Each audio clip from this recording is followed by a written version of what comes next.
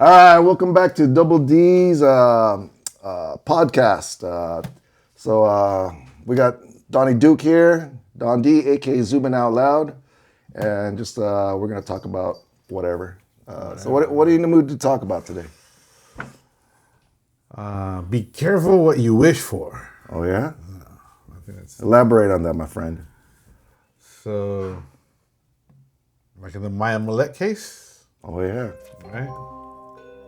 That's a good example of be careful what you wish for. Because the guy was he's wishing, right? Larry was wishing for his wife to leave the guy, or her boyfriend, and come back to the family. Or he was also wishing that the husband leave the wife so the wife should come back to his family or something, right? So for those of you guys who are not up to see with the Maya Millette case, we're out here in San Diego, and this is actually hits very close to us home because Maya Millette and her husband lives about 3 blocks away from me. And they're Filipino, we're Filipino, so we're gonna try to talk about this from a Filipino sense and why we think this is an interesting case, right?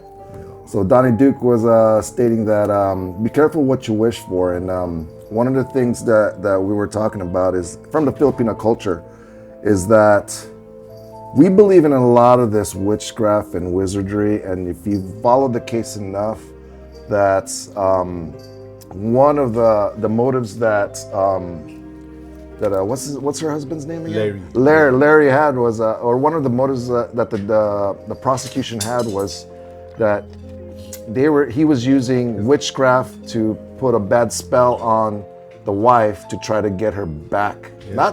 Not necessarily kill her. No, not kill her. Right? But just to get her back because he was just a jealous guy and wanted to control. Probably just wanted his family back together. Yeah, because, which is fine. But jealousy can get you crazy. For sure. And he went through some crazy stuff hiring, what do you call that? A witch or witch doctor? Witch doctor, yeah. Which in the Filipino culture is very, very common and we believe that stuff. Yeah. That's why we always say, what did you say? Be careful what you wish for. Be careful what you wish for. So go ahead, tell us about the story. Be careful where you pee.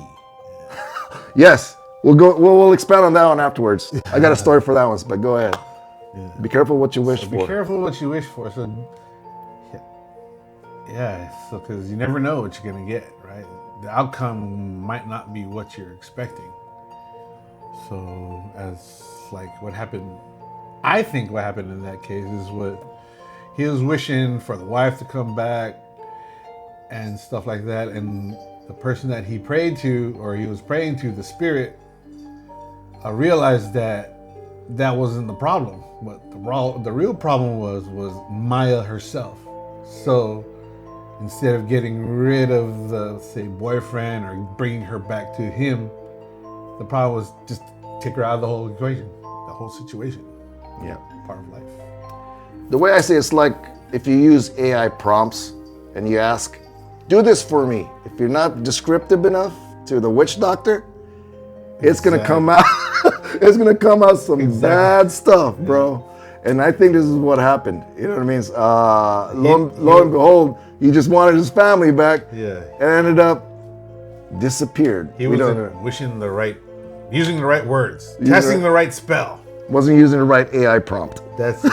You gotta be exact in your prompting, or else you're just gonna fuck it all up. So Larry, lessons learned. Make sure you are more descriptive in your AI prompts when you do that, all right? Go to an editor. All right, good segue. You brought up the topic, be careful where you pee. Another witchcraft story here. I got some real true story. My brother, I got to protect his name, but my brother named John, right? Right, when he was a little kid. Going to the John. Ironic. Yeah, when he was a little kid, he was plagued with these things called duendes. So duendes in the Filipino culture is little dwarves, actually smaller than gnomes, right? I guess. Well, I don't know. They're just dwarves, right? They're tiny people. Smurfs. Smurfs, right? I guess they're Smurfs, but they can cast spells on you, and if you go to like a woodsy area in the Philippines, we have this cultural habit where we say "tabi tabi po," it means excuse us. I don't want to step on you or kick on you. But one story of my brother, this is only one of the many times that he got possessed by a duende, was that he was a kid. He was throwing rocks at a tree, and then he pissed on the tree right after he was playing. And I think he was only like 5 or 6 years old. Then all of a sudden, he got this strange sickness, right? Family couldn't figure it out. And I have some family that are in the medical field in the Philippines. They couldn't figure that out, you know. But we hired a hilot, which is kind of like a witch doctor. Burned the candle, went down real quick, and then it had the shape of the duende. And then the duende started saying, "Oh, I see what the problem is." He was throwing rocks at a tree where the duendes live. Imagine the Smurfs, little evil Smurf. Well, not evil. Anyways, but throwing rocks at the tree where their house is at, and he pissed on his house. And one of the duendes actually possessed him and, got him sick and ill. So, witch doctor says, "All right, grab a bushel of mangoes and you're good to go. And give it to that place." And guess what? He's good to go, bro. That's awesome. Yep. You have any stories in the Philippines like that? Not pissing on duendes. Yeah. No, but they said my cousin over here had that too. When he was a little kid, he pissed on a tree stump, and then he's been bald ever since. He can't grow hair, and this is when he was a little kid. Yeah. You didn't hire a healer? I don't know, man. I don't think so. I don't. I think he came back to America and he said, "Screw it. Yeah. I'll just shave my head." I think no. I think what happened was he went to the Philippines, had vacation there, and then freaking when he came back, all his hair fell out. Oh, damn. Yeah. So unless he's gonna go back to there and find the duende. If you lived in the Philippines, I bet you $5. And if they went to the doctors to try to diagnose him, they can't figure it out. I'm sure. Yeah. Last case scenario, hire a freaking healer. Yeah. We believe that stuff in the Philippines. That's why we see ourselves when we go to like a cemetery. We always say "tabi tabi po." We respect the nature.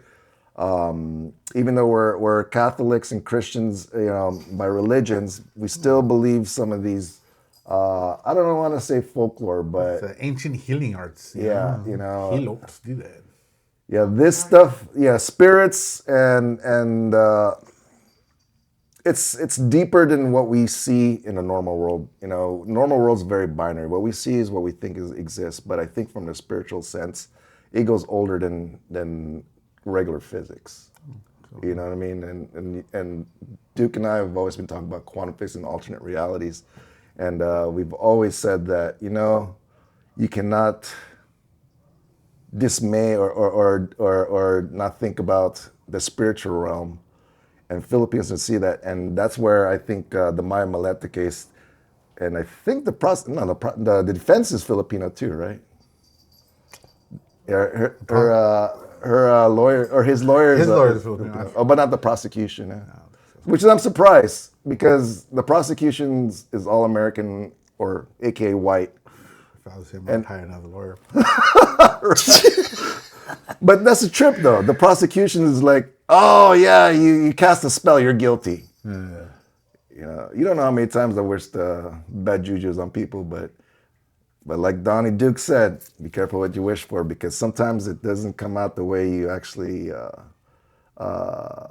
expect it to. Exactly. Even for me, for instance, when I was younger, I said, "Man, when I get older, I want to be surrounded by women." Mm-hmm. And then guess what? I got 3 baby girls. I got a girl cat. And I have a female friend. That's it. All right. Yeah. That's what I'm surrounded by. That's the truth. Life and what you wish for has some unexpected turns. That's why Duke and I were actually, before we recorded this one, a couple of days ago. We said, you know what? You just got to be thankful for what you have. You know what I mean? Even through prayers. You know, like I said, we're Christians at heart, and even with prayer, I always say, you know what, bro? Jesus, bro. I'm not gonna ask for anything. I'm just gonna say thanks, bro. Yeah, everything happens for a reason. Yeah, that's for sure. Because when you ask for something, it never turns out the way. I think what happens if you're a Christian, right? I think you're gonna get the hardest path when you ask for it, because that's where you learn. You know what I mean? Oh yeah. You're gonna learn something. You're gonna learn something so it sticks, and then you actually have gratitude when you overcome that challenge, and says, you know what? I should have said thanks, bro. But I learned. But you get what I'm saying, right? For sure.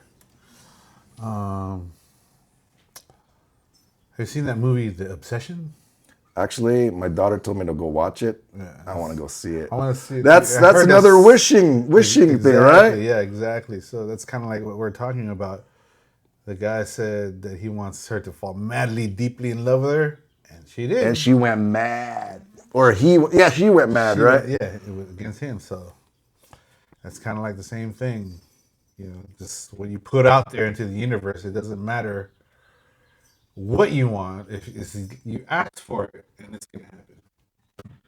I think it's and the way you ask for it is you have to be descriptive, man. Yeah.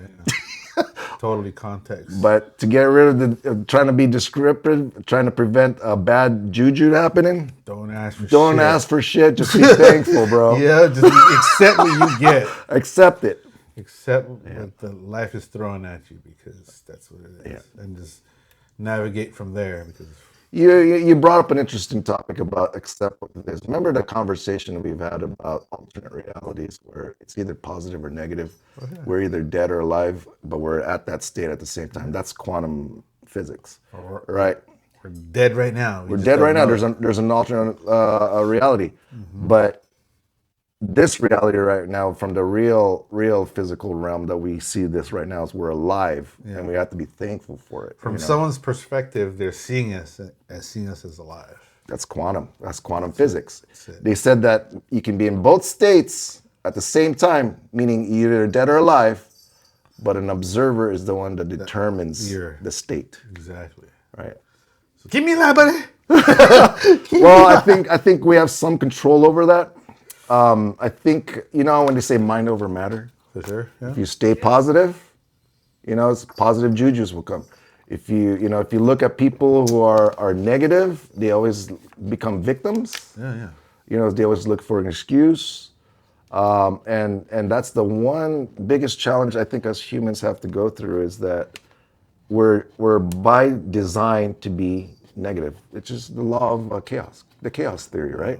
We're once we're born, we're always going to go down in a chaotic path. And what did Jesus say? We're born sinners, right? So with whatever denomination you are, or whatever spiritual philosophy you go through, we have to fight the negativity to try to be positive, to stay positive. Even if it's 20%, 30% positive, it's worth it enough to stay positive, because it can literally change your life. And do your best if you can. Surround yourself with positive people. Yeah, absolutely. Because that positivity, should radiate. 100%. And magnetize too, because the more positivity you have around you, then the things that you need will come towards you. I believe. But also, if we're talking about physics, negative and positive attract. Exactly. That's why you got to be careful with the people who you hang around with. Yeah, that's exactly it. Hopefully I'm not negative in your life, bro.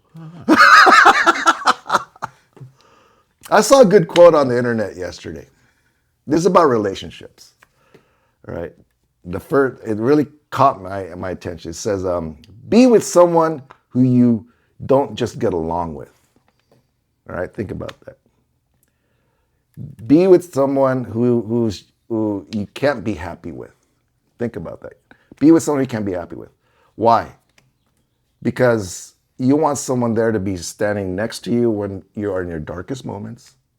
You want them there to pull you up when you're in your biggest hole, your darkest moments, where the worst version of yourself and still be there for you. Because that doesn't give up. that doesn't give up. Anybody can be happy together. You know, life, relationship is not a freaking a vacation. You know what I mean? It's 100, like I was saying, it's probably 70% negative, 30% good times, but you always value the good times, even though it's little, right? I mean, there's a work. Speaking of, we got a special guest cat here. We're getting another cat, bro. Nice. So we were at a party yesterday, and What kind of hat? it's a black and orange cat. So Tabby? I think it's a tabby. And so we just had another older cat that passed away. You know what I mean? So it was almost 14 years old. We adopted it from my ex-brother-in-law's mother when she passed away. So we took her in, but she passed away last month. So Jade was like so emotional about it, right? And it was literally like I'm not gonna have any more pets. Damn. Yeah, this was last month. We still have one cat, but yesterday we saw a little tiny cat. It was like only about 12 weeks old. She's like, I want another one. So yeah, we're gonna get another one. But pets are interesting. I think having pets is good. I'm not saying the bad things because we all know we always have a pet from when they're born, and we're always gonna have a pet when they die. You know, and it's an accelerated life. You know what I mean? It's good to also teach your children about it because what they're gonna see is an acceleration of life. And hopefully what we teach our kids is that, you know, we teach them, we value that time you have with something.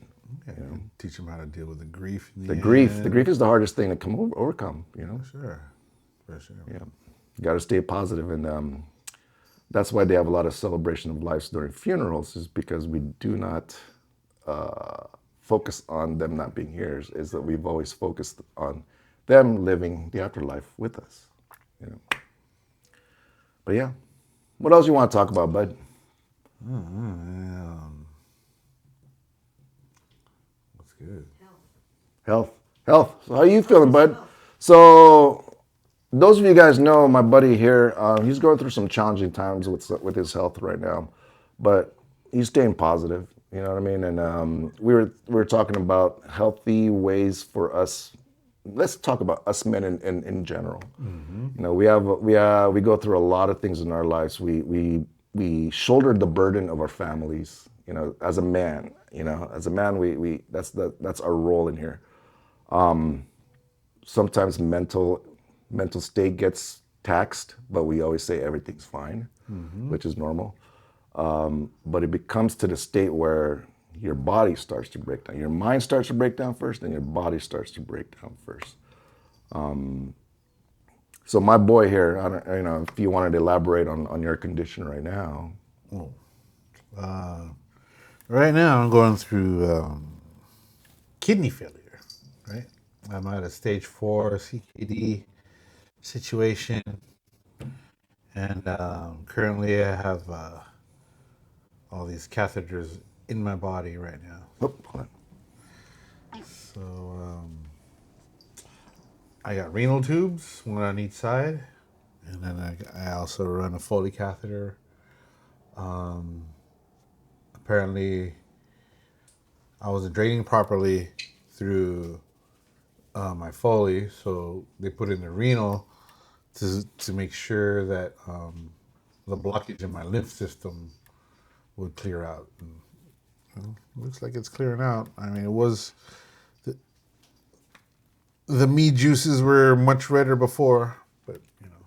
And you're a young Duke. How old are you, Duke? Yeah, I'm 47 years old. Okay. Yeah. Now that all this happened, and you know what? The interesting is that he was fine one moment, and everything started to actually, you know, occur one after the other. Oh yeah.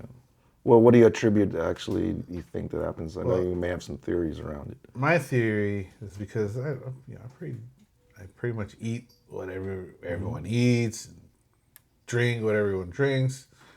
My underlying theory is that it's blood pressure that causes everything. I I've had high blood pressure ever since I was like 20. Oh wow, never got that treated Because I believed that I could treat it myself. I thought, through lifestyle through change. diet and exercise, because that's what everyone says. Diet and exercise. So The challenge is life goes too fast, right? yeah, and maybe that's the thing too. Like just changing so many diets or trying so many different diets. How about that? Like freaking, I did the keto. I did a carnivore diet. I did. Way back in the day, there's Weight Watchers. They had those health shakes, all that stuff. You know what I mean? So if everyone's doing those things and they don't have the same problems I do, the only thing I can attribute to is the blood pressure. Yeah. Because that's the only I thing think that's a logical. I couldn't fix. That's a logical myself. determination, and you're not alone, bud. I think it was the same exact thing. I think men in general are stubborn with trying to figure out getting help from people, especially doctors. We have lab coat paranoia, and we ignore our stuff, saying and we tell our loved ones, I'm fine, I feel fine, but we ignore the warning signs. Me, I just turned 50, and then I'm trying to take care of myself as well too. I've been hypertensive since I was 30s. I partied when I was young. You know what I mean?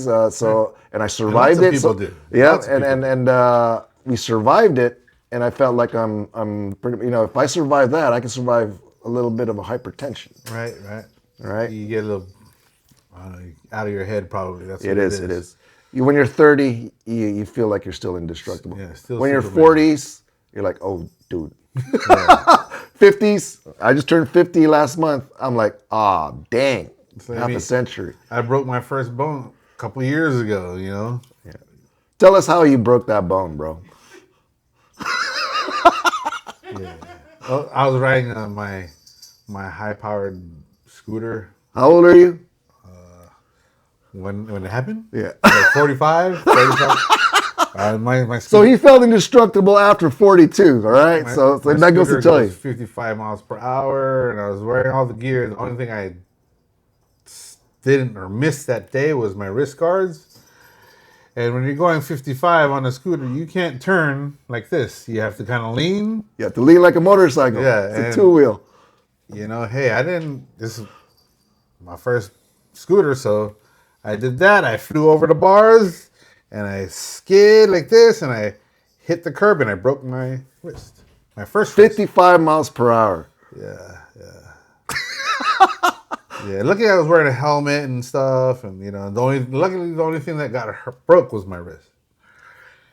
I was at the top of Paradise Hill when it happened, and so I freaking drove my scooter one arm down the hill back to my house. And That's not your first time doing it either, right? what? Breaking a boat? No, going 55 miles per hour down a hill with that scooter. Oh no, hell no! It was fun.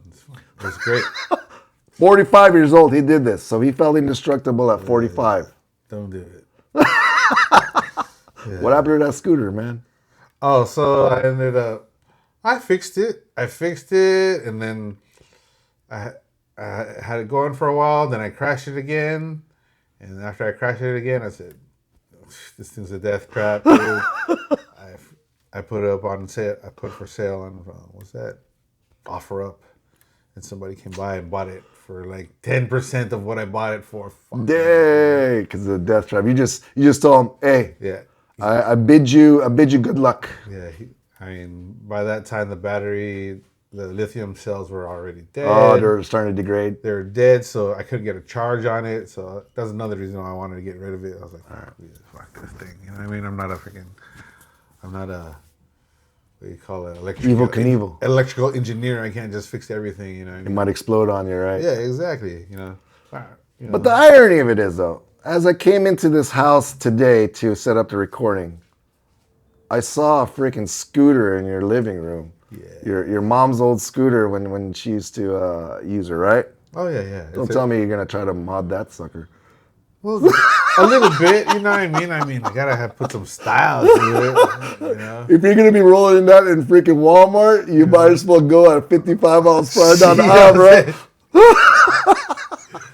Put like a 20-volt, 24-volt 24 volt battery. battery. And Lithium ion, freaking big ass cell on that. put like 100 amp hours cell on there. How old are you now?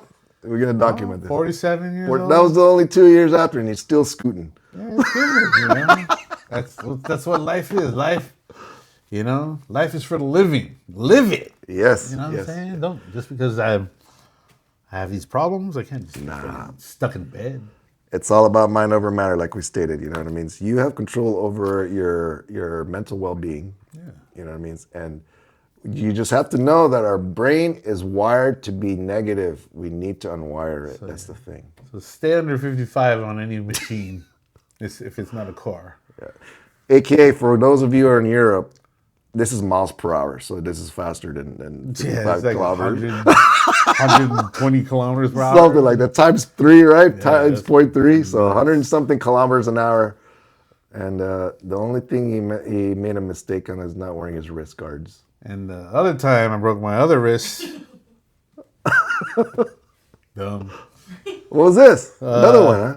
You broke both wrists. So I broke both wrists. So, I'll tell you exactly what happened. So I invited my my ex-wife over to talk to my new partner and see not box it out, but just to talk, because I have kids and see how we're gonna settle things and when they came over, they're kind of like snobbing each other off, and like I put on my roller skates, and I was like, okay, I'm gonna go fucking around and ride my roller skates. So I let them talk things out, and then you literally I had quad skates that I had because I was trying to do learn something that I could do with my young kids, so I could be the dad, and I was as long as you don't go extreme, you're good. So you literally skated away from the drama. Literally, pretty much. And then and then what happened was I had a little obstacle course set in the backyard, and I thought I could jump over this, what was that, garden bag that I had out there. Oh, to like a bunny hop? Yeah. So I was skating, and I jumped, and my feet flew out from me, and then my arm went back this way, and I popped my other wrist. All right. How old were you on this one? Oh, that one? It was like a year after, 46. 45. So his peak years was 45, 46. Or no, when my brother died, that's when the first one happened. So 42, 43, 44. Yeah. So when we were like 20 years old, we had rollerblades and we used to skate before, and we were a little bit more resilient to falls, and we used to launch off ramps and everything. Ramps. Yeah. You forgot how to balance on the landing. Yeah. Now, did you guys ever get that resolved that day, or they literally said, "What the hell, Donnie?" And all the drama went to you. Yeah, they brought me to the hospital. My ex brought me to the hospital. Way to fix it, bro. Way to put the attention on yourself. And then my partner was stuck at home watching the kids while I was at the hospital. At least they weren't fighting anymore. Yeah. It's weird how life happens like that, huh? The idea was to get them together to be friends so we can all be together. That was the idea. But no offense, but I don't think you can do that with women. Yeah, no. Not in this. Not in this. I don't know. That's a special woman. That's. This generation probably won't do it. Probably the next generation would. Mm-hmm. You know what I mean? Even I think women in general, they're very competitive like guys. If you think about the animal kingdom, you know what I mean? So they try to fight for alpha male, right? For breeding rates, right? Yeah, they flaunt their whatever they need to flaunt, whether it's their chest or their butt, their assets. Like a peacock. Yeah, just like that. Like a peacock. But I think the guy's the one with the freaking pretty feathers, so. Well, we have to fight for the women, but. It depends what kind of women. See, that's the thing. If you chase, it's different. If they chase, it's different. So you had 2 women chasing after you. Not really. He told me that. And Donnie Duke's the only guy I know that had a debut. You know that, right? Yeah, that was a fun debut. Cool. Yeah. So debut is in the Philippines kind of like a quinceañera in the Mexican cultures, where when they turn 15 or of age, they throw a large party to indicate that they are into young adulthood, right? Yeah, ready to get into adulthood. Yeah, technically the peacock dance, but it's ceremonial. So typically debuts and quinceañeras are for the girls. But my buddy Duke, Donnie Duke, he got a debut at 18 years old, and it was the best party ever. The whole block. The whole block. Yeah, he had his my aunts relatives. was dancing for him. Yeah. There was a trash can full of alcohol, and you were only 18, bro, and we weren't even of age to drink, and I think all that beer was for us. Pretty much. And when the party was over, and everyone left, we had to finish it. So that was the best party I think that we had that summer. Was it summer? Yeah, summer. You're a July baby. Yeah, still the summer. Yep. There was a lot of stuff that we can't put on film that happened on that day too. So we're trying to keep this as a family, but I know I have to bleep out some words, but yeah, I mean, it was like having a fiesta from the Philippines in San Diego. Yeah. You had family from Hawaii, right? Yeah. From the Philippines. From Hawaii, from Philippines. Had family from Northern California, Orosi, Dinuba. Mm-hmm. I was meeting all kinds of your family members. You were meeting all kinds of family members you never met. Exactly. It was just like, wow. It was like hundreds of people just came to the house. So many people came over that people slept on the floor or in their cars the next, in the night. So it was just crazy. And then you had my dad's friends, my mom's friends, and it was crazy. It was a fiesta. It was great. The block was all full. Your parents was cool, man. They always allowed us to drink at your house. I think it was a safe place to be. Yeah. That's the one thing I think our parents was. It was a double-edged sword. They hated us, but they loved us, but they wanted to be safe. They wanted us to be safe, so they say, you know what, if you're gonna drink at home. Yeah, I think they saw a reflection of themselves probably when they were younger. I guarantee you, everyone went through it. Exactly. As long as you do it safe. It's like instead of drinking and going out and walking the streets, get into trouble. Just drink and stay at home and sing and tell jokes. Yep. Same. Songs and jokes. Yeah, exactly. So. Yeah, that's the way I also treat my kids now too. It's ironic because I rather know that they're home safe, even though they're getting drunk. So at least I can take care of them if they do get drunk at the house. Not that this generation's a little bit different. It's not encouraging them to get drunk. It's just. It's not. It's just at least I know that you're safe. Yeah, exactly. You're here. Where are you at? I can look and check up on you. No problem. The irony of this generation is that they're very straight edge. You know what I mean? They don't do the exact same things that we did when we were kids. They're very risk averse. They don't want to take the risk. We don't give them freedoms. Yeah. So when we were young, we had freedom. Yeah. We literally feral. We were ferals, bro. We're feral children. Just give us a freaking scooter or a freaking skateboard or a bike, and we're out in the world. Yeah, this is a different generation. When the Duke was maybe like 10 or 11 years old, I'm like 2 years older than you, right? I was like 14. 12. And then our parents never knew where we were at. We were either in a canyon or going on an adventure miles away from home. And all our parents know is that we look tired and hot when we come back. Yeah. And the things we make were different back in the day. We were making clubhouses. Today they make they make freaking Roblox houses. They make Roblox houses. And my son was asking me, "Hey, Dad, can I get some Robux?" I'm like, "How old are you, bro?" They do that now still, right? Some people have dedicated freaking dedicate their lives to that stuff.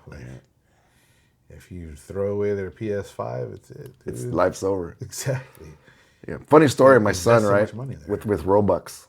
He was only 8 years old, and then one day I was at home, and then the principal called us and said, sorry to tell you this, Mr. De Vinagracia, but your son is involved in a racketeering situation at school. This is elementary, bro. Racketeering, right? So I went over there. My son's a pimp. No, check this out, dude. Freaking went to the school to see what was going on. Son was crying. I was like, "The hell did you do, man?" And the principal told us, "Well, he was his friend gave him some Robux, right? And then another friend told on him, got jealous because he gave him some Robux, and all of a sudden it became a bullying situation." And my son's like, "Oh, I think I should have said no, man." Dad, I think it was a bad idea. But Robux, man. Robux. What else you want to talk about? Oh, let's go back to the topic of health. So you know the Duke is going through some challenges with his health right now. What are you doing right now to actually stay positive with your health? You know what I mean? Or what advice would you give to other folks going through the same health challenges? Maybe not the same challenges you are, but you know, you and I had a conversation maybe 2 days ago about the path that you need to go towards. You know? It's like reflect on the good things that you've done. Don't regret the things that brought you this far in life. Because they made you who you are. Yeah, exactly. I mean, you know, you can always like, I wish when I was younger if we enjoyed the service or whatever, but then that wouldn't. If I did that, who knows? I wouldn't have met the people I would have met in life. The positive people in your life. The positive people in my life. Also, it wouldn't have led to the children that I love and have. You know what I mean? They probably would have been different. Totally different. And yeah, I'm grateful for where I'm at right now. You know? That's the mental side of this. I'm glad I'm hearing that from you, that you're trying to stay positive. But what about from the dietary side of things or lifestyle changes? Have you made some considerations about? So, because things are coming at you fast, bro. Yeah, so now instead of trying to do everything myself, thinking that I can do everything myself, I have a nutritionist,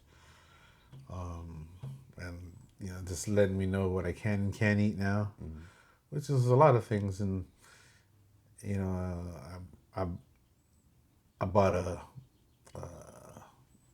kidney health book. You're starting it up, okay? Yeah, so with the recipes, so I know what I can cook and how much portions I can have now. Gotcha. Before I used to just, you know, we go to freaking Korean buffet. And I love eat brisket. Yeah, oh, heck yeah, bro. I mean? Dude, brisket's the fastest to cook in the Korean barbecue. Pounds and pounds of that, dude. So you can't eat brisket anymore at Korean barbecue? I mean, like 3 ounces. That's all you can eat, man. That's it, dude. 3 ounces of protein, you know, for the day? No, at a sitting. So you can stand up and sit back down, right? Yeah, you eat one time in the day, like 9 ounces. That's it. Yeah, but yeah, basically, I just gotta what do you call that? Make sure that I don't stress out my kidneys. So stage 4, it's not 100% kidney failures, but how? So what's the percentage of there's in stage 4, there's like 20%, 20 to 40 affected both kidneys. Yeah. And then once you get below that, then you're in stage 5. And then once after stage 5, you know, kidney failure, you have to transplant or dialysis. And then is there a way to reverse some of that, or at least prolong it, right? Yeah, just keep it steady. So that's your goal right now, right? Just to prolong the use of my kidneys before I start doing dialysis, because it's probably the end of what's gonna happen unless Elon Musk got freaking nano freaking surgeon. I hope he does. He's the first trillionaire in the world, so hopefully his great mind will come up with something. Okay. But I have a feeling AI will probably help with the medical side of things, and hopefully it accelerates chronic diseases like this. And you know, as far as repair, because the kidneys can't repair themselves. Yeah. So you know, if someone can go in there and fix it, and because the The reason why they can't do it now because the vessels are so minute, microscopic. You know what I mean? So who's gonna fix that? So you need something just as minute, microscopic, able to do something. So repair is not an option. Your only option is maintenance. But the ultimate goal is a kidney transplant. Yeah, okay. For sure. That'd be good. That'd be, because then you get a full working kidney. You know what I mean? But I think what doctors will want you to do is make sure all the peripheral issues like high blood pressure is managed, so that way that new kidney will not also be affected. So it's good that you're changing your lifestyle now. They're going to keep you on blood pressure meds, make sure your blood pressure stabilized. What else are they going to do? Oh, they're going to give you some antibiotics to make sure that if and when you do get your new kidney, it doesn't reject.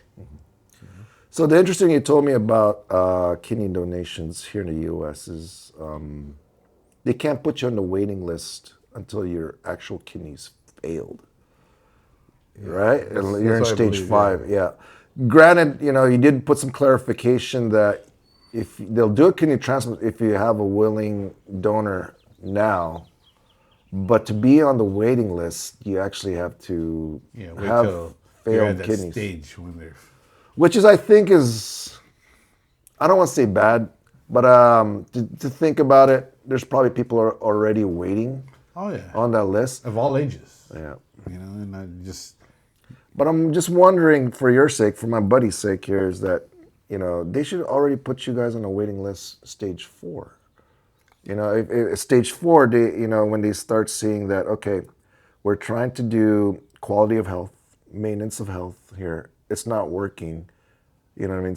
Let's go ahead and start putting you on the list before you get to stage 5. That's my opinion. You know what I mean? If you're granted, there's probably thousands of recipients that are waiting for that, but I think it's because of the process. You know what I mean? Mm-hmm. If they change the process overall, saying that, okay, we try to do, I guess, what do you call it, palliative care to try to keep them stable, and it's not working, they should immediately say, okay, let's put you on the list.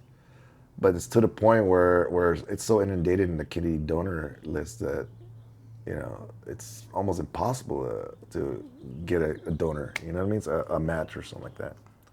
Yeah, well, it's just so many factors they have to deal with, the blood type's got to match. Yeah, it has to align. That's why I think literally the planets have to align for the perfect match. And then you and I were talking about this when when you're looking for possible donors, family is always the first people that matches it.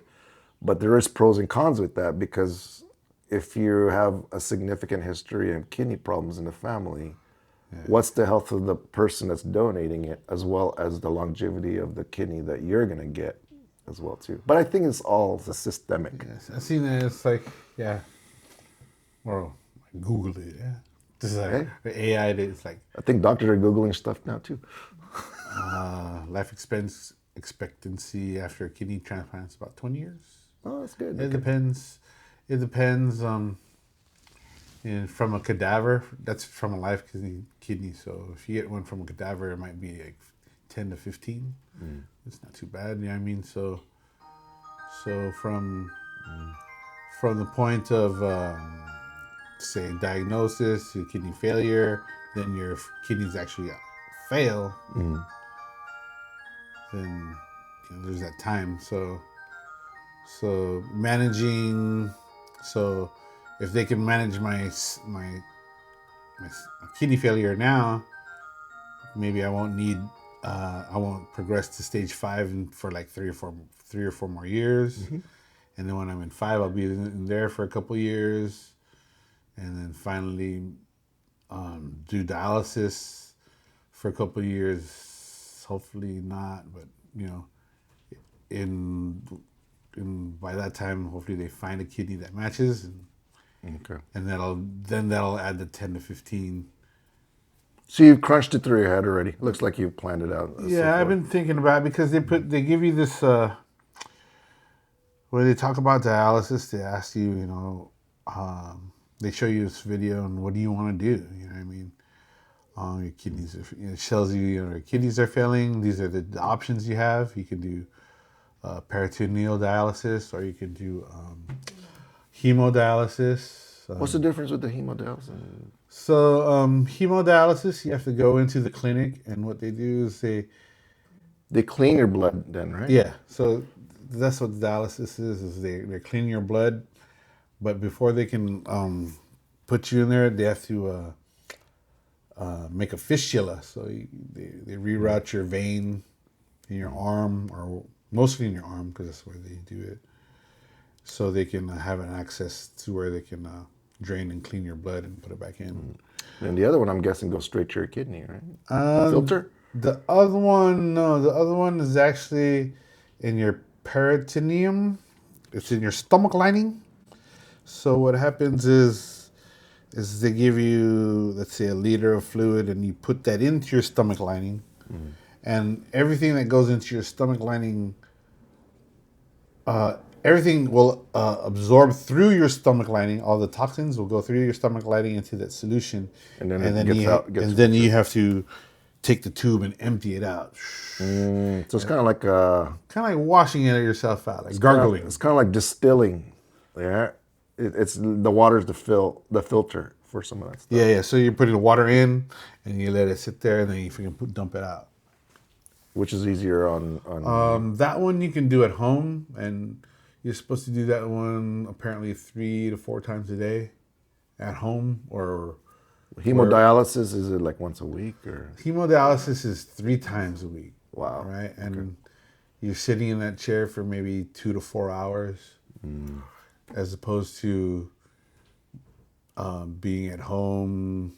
You can do it yourself. You can do it yourself, and so that's what you're kind of leaning towards. 30 minutes to an hour, they said.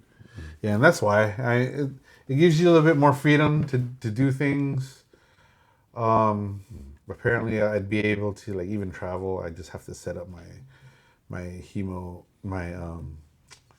peritoneal dialysis stuff. You have to schedule around that. Yeah, I'd be like, okay, if I'm going to Hawaii for a week or 2, I have to send, get like a week or 2 supply of the solution, send it over there. So when I get there, I can just, bring my machine or whatever.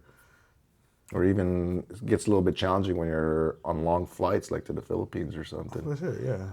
But you just have to, make some plans around it. Lifestyle change, right? Lifestyle change, very much. So, and that probably, if you did it on a plane, 13-hour flight, you probably have to just find a clean place on the plane and set it up.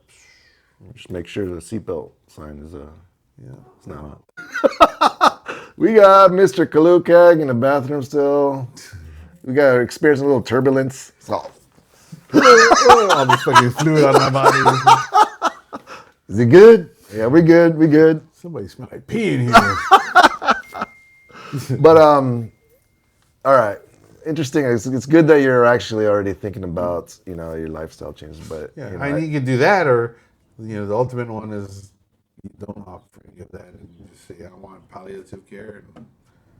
And that's what palliative care is. If I hurt, give me something so I don't hurt. If I fucking, so I can just die. People are, they already know that they're gonna die, and so they don't want to attempt any more life-saving measures. As like, say, if I didn't want to continue on, pull all these freaking tubes out of me and just let the urine take over my body, and deteriorate me until I die. Yeah, I could have done that, but I have a will to live. That's good.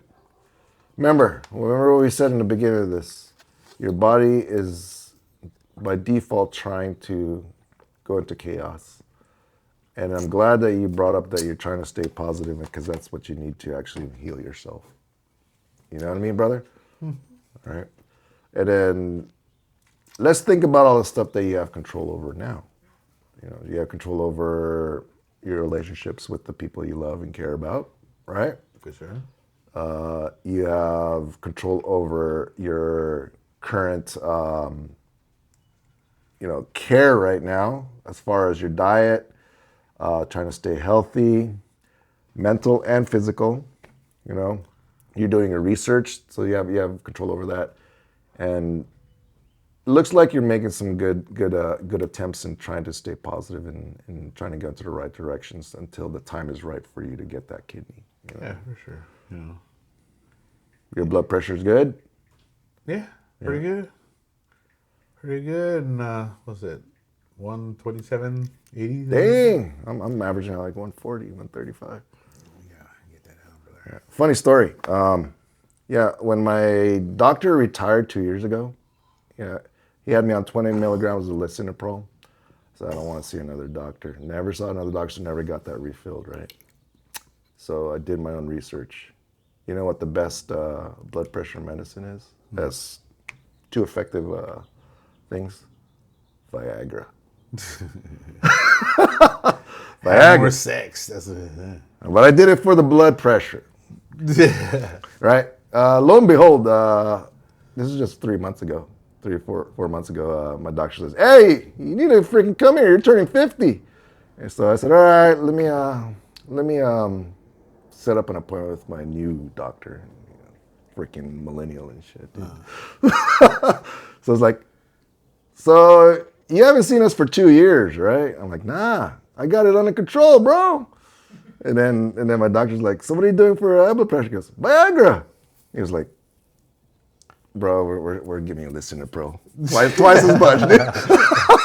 Taking 2 times a day. Yeah, and then Jade, my wife, I was showing her, "Hey, I did pretty good on my checkup today, right?" But she accidentally saw my prescriptions because I told her, "Oh, my doctor took me off the blood pressure meds." That's how good that he actually retired. Right? And I was showing her on my scripts, or not scripts, the sharp thing. Goes, "Why do you got blood pressure meds?" Goes, "Oh, yeah, doctor said I needed to start taking it again." Goes, "He told me he took it off." He goes, "No, he just retired."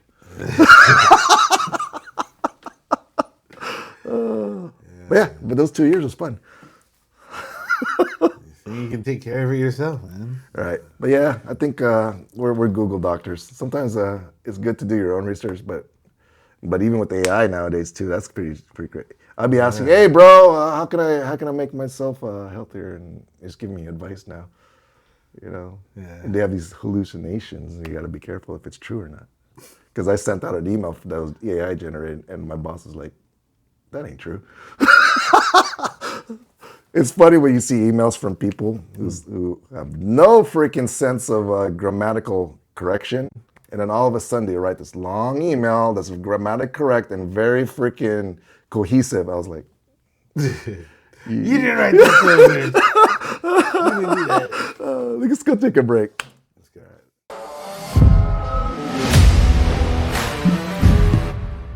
I took a short break, but I had an epiphany while we were outside hanging out. All right. Epiphany. We were just talking about the whole Larry Millette and how he casting a witch caster, all this stuff, and we were talking already in the previous shoot that our boy Donnie Duke here is sick, but he's only been struggling like this for the last 2 years. And for me, I'm a troubleshooter, and I'm trying to figure out, could this be a case for needing a helo? Because the last 2 years, he's been in and out of the hospitals, and it has been back to back, kind of like going downhill as far as your health, right? Could you say that's the truth? Yeah. Right? And do you recall anything 2 years ago that you visited the motherland or? Yeah. Well, I went back home to the Philippines to pick up my mom's remains so we can unite them with my dad and her mom, my grandmother.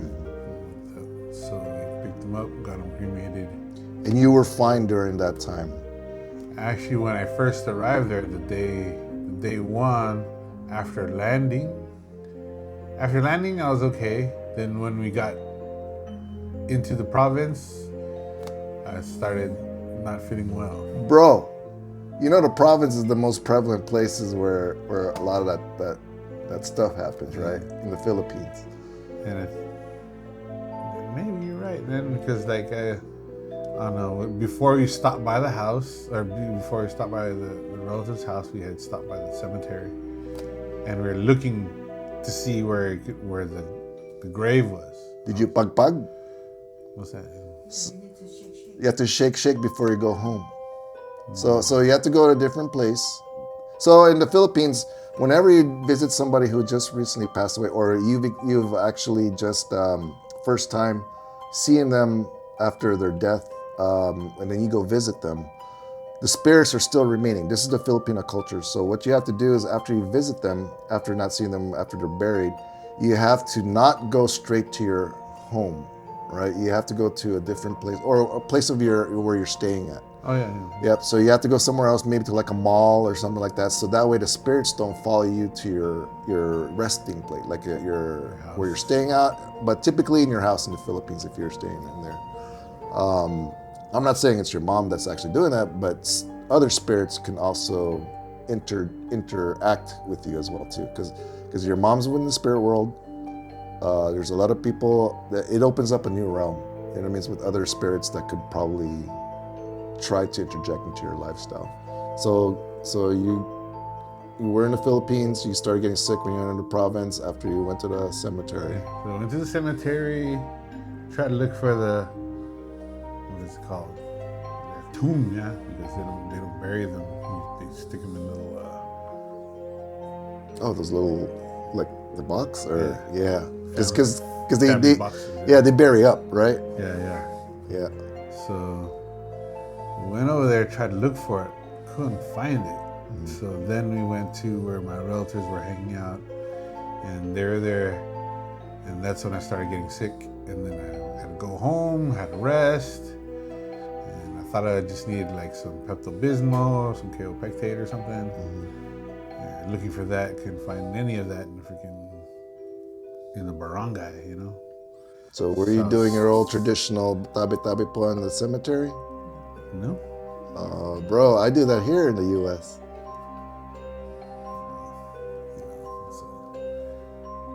So that's all I've been sick. Like and then when you got home from the trip, did you start having? How far along did you start really noticing a real significant change in your health? I go to I don't know if I went to the hospital that year. That year too? Probably. A couple months, 6 months? And right after we got back from the Philippines, I think. Right after? Like a couple months, like 2 months, 3 months? Something like that, probably. Mm-hmm. And then every February, January after. Always in and out of the hospital, huh? Mm-hmm. Yeah. And that's when we wanted to go pick her up. It was like in February. What year was that? February. 2024, I'm guessing. 2023. I'll tell you right now.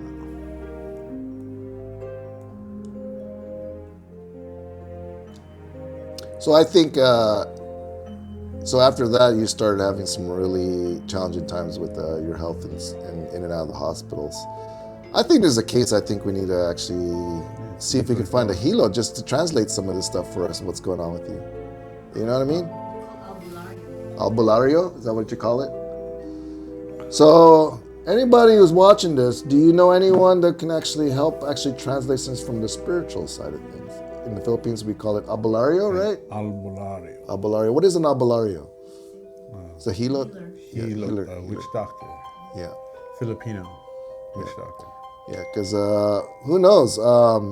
Maybe someone put bad jujus on you because of jealousy.